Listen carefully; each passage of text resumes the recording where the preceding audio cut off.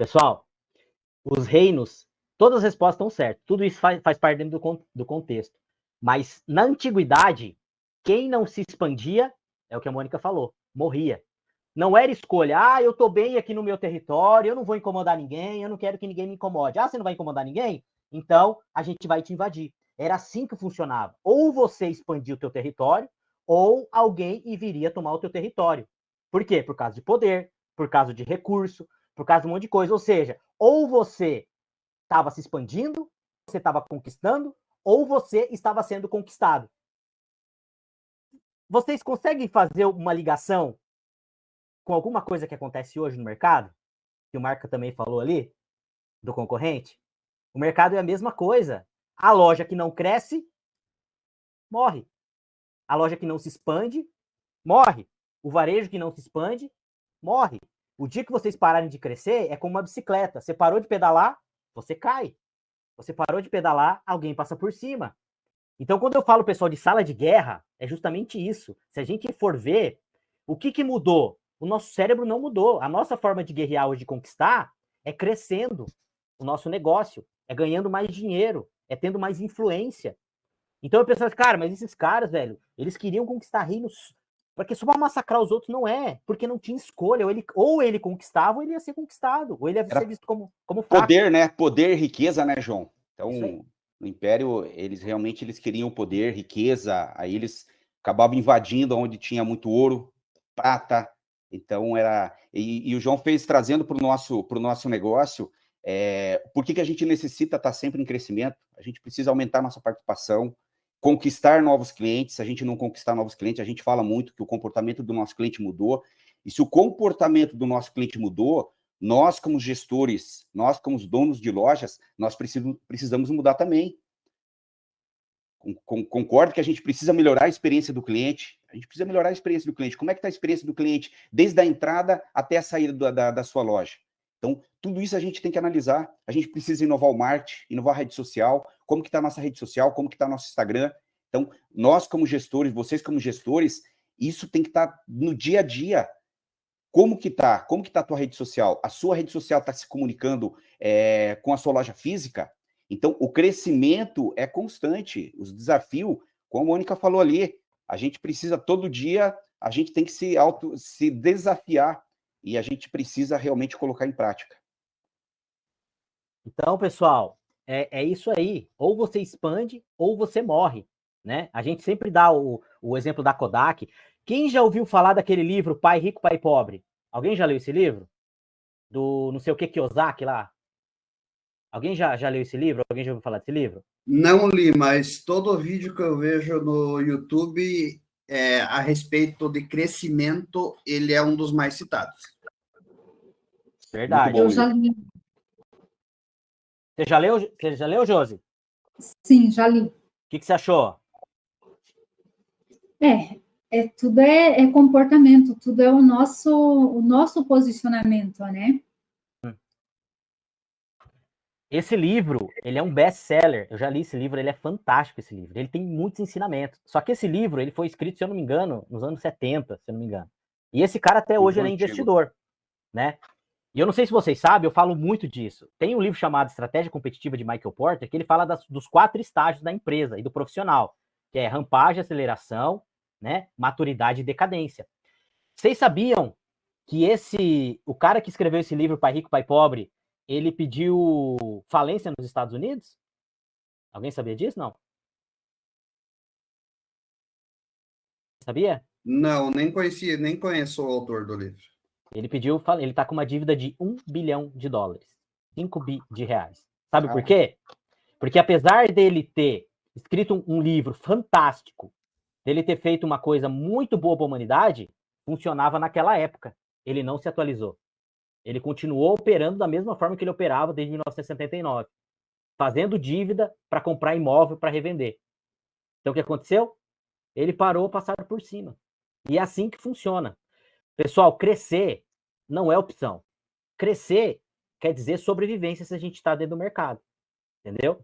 É isso que eu quero dizer para vocês. A gente vai ficar obsoleto se a gente não crescer. E como é que funcionava na antiguidade? Né? A gente vai falar um pouquinho de Marco Aurélio. Deixa eu ir para os slides, que não atropela. tá? Nós vamos falar um pouquinho de Alexandre o Grande. Vocês já ouviram falar da história de Alexandre o Grande? Foi um dos maiores conquistadores que o planeta já teve. Tanto é que ele é chamado de Alexandre o Grande, né? Ele ascendeu como rei, acho que com 20 anos, e ele faleceu aos 32. Em 12 anos, ele conquistou conquistou a Europa, a Ásia, o Egito e uma parte da África, né? O Egito faz parte da África. Vocês conhecem a história dele, não?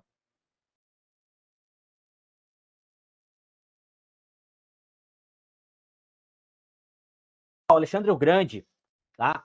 Ele foi quando o pai dele, Felipe II, viu que ele ia ser rei, o que ele fez? Ele trouxe nada mais, nada menos que Aristóteles para ensinar Alexandre o Grande.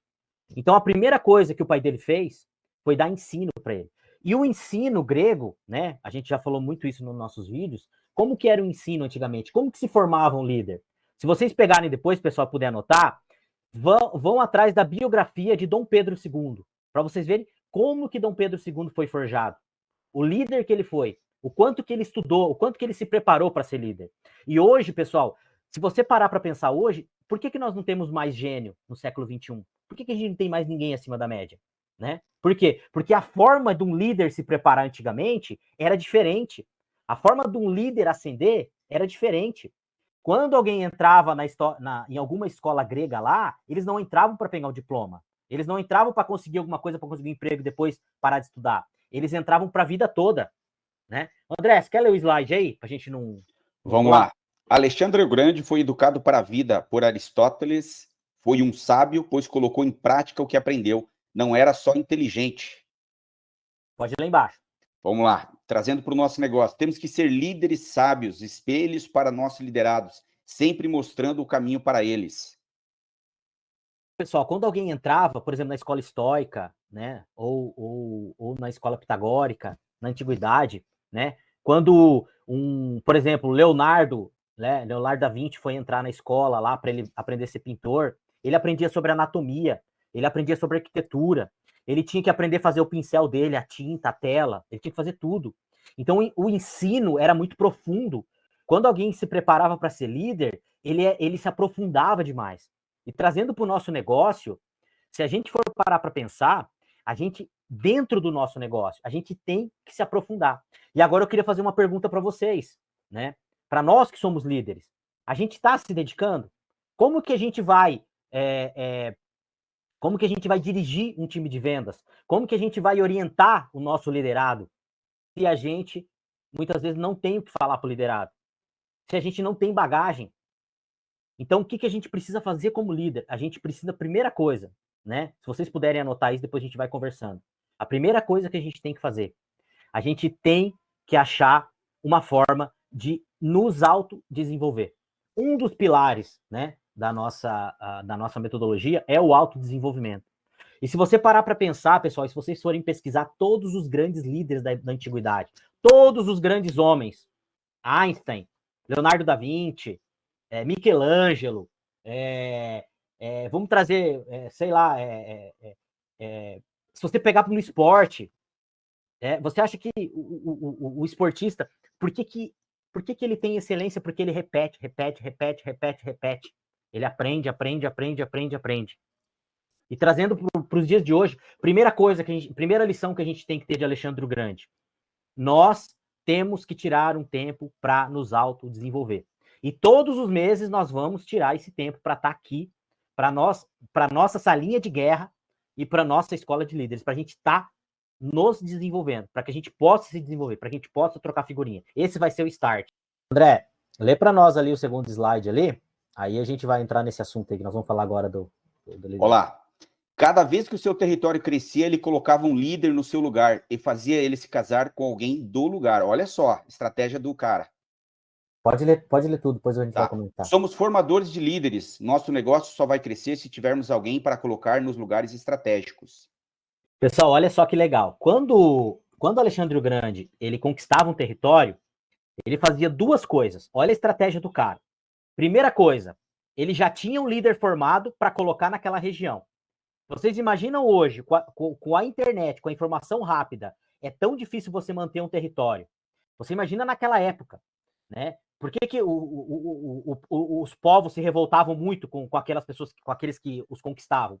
Porque geralmente eles queriam mudar a cultura de uma vez. E Alexandre ele fazia duas coisas. Primeira coisa, ele colocava um líder que conhecia o território, que tinha estudado o território, para cuidar daquele território. Tanto é que um dos seus generais, que foi Ptolomeu, quando ele conquistou o Egito, ele colocou Ptolomeu lá. E quando Alexandre morreu, Ptolomeu continuou regindo o Egito. E foi uma fase muito próspera do Egito, entendeu? Então, primeira coisa, ele tinha um líder, ele formava um líder para colocar naquele território. Então, muitos de vocês, a gente sabe disso, né? Que às vezes você quer expandir, você tem 2, 3 lojas, você tem dificuldade para colocar líderes, para que esses líderes desenvolvam lá. E, pessoal, se nós, como gestores, a gente não for formador de líder, a gente não vai crescer.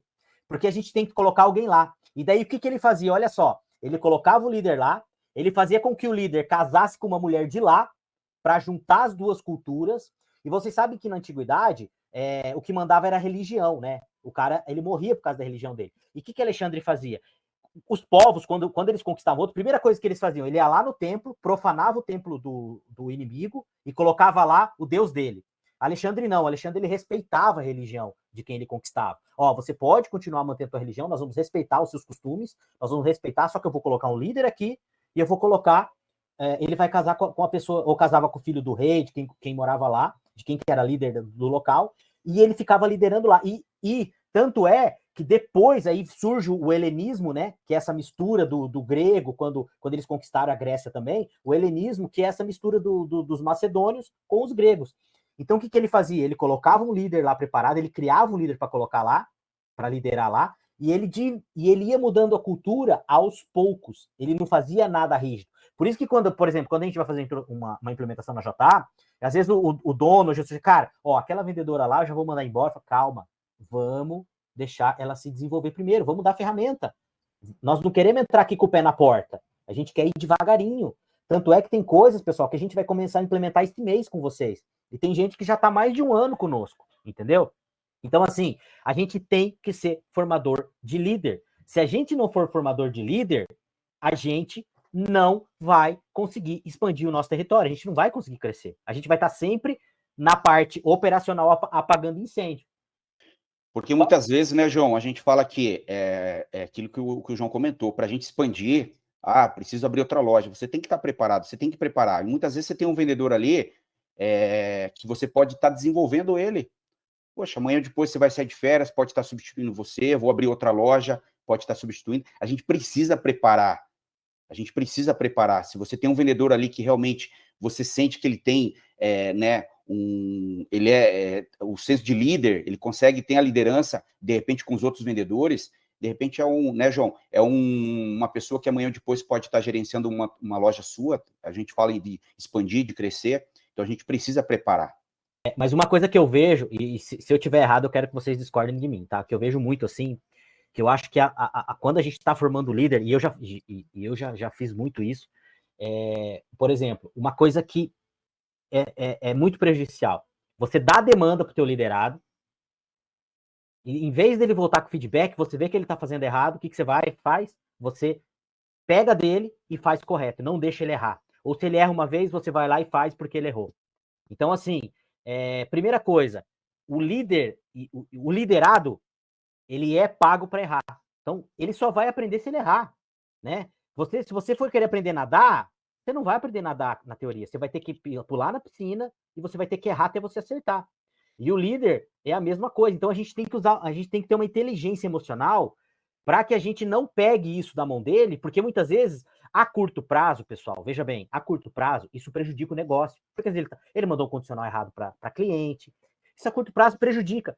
Mas se a gente não deixar ele errar para ele evoluir, isso a longo prazo vai ser muito mais prejudicial. Por quê? Porque ele não vai aprender, porque ele não vai crescer.